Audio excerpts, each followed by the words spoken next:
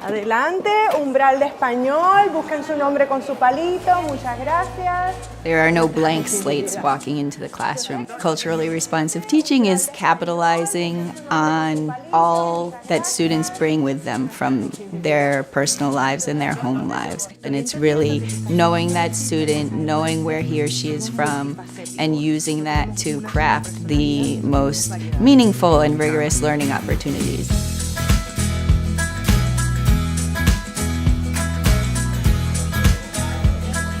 Here at Amigos, the bilingual school in Cambridge, Massachusetts, we are focused on culturally responsive, joyful education.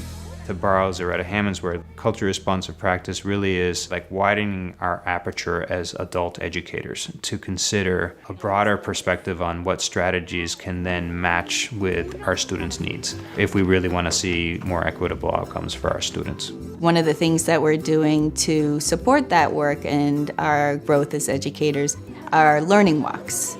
Learning walks allow teachers to visit each other's classrooms to see how they are implementing new strategies. We are looking for evidence of equitable student participation, and we're looking to make sure that primarily there's a relationship there, because in order to teach that child, you need to know that child.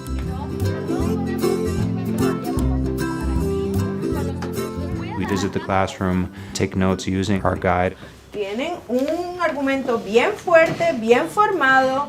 Todos participaron. We are really looking at what instructional decisions are we making that will support students to have equity of voices, rigor, and consider their different cultures and identities, and really capitalize on that for them to feel safe and authentic and a sense of belonging into our classrooms. Tessa.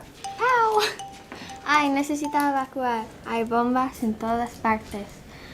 I'm really thinking about what are the different ways that one can organize the instruction so there's diversity of access points to this language in the literature, and for the students to be able to feel comfortable sharing what they know, sharing what they don't know. Como por eso dice hito en hito, como partes de su vida que lo convierten en quien es.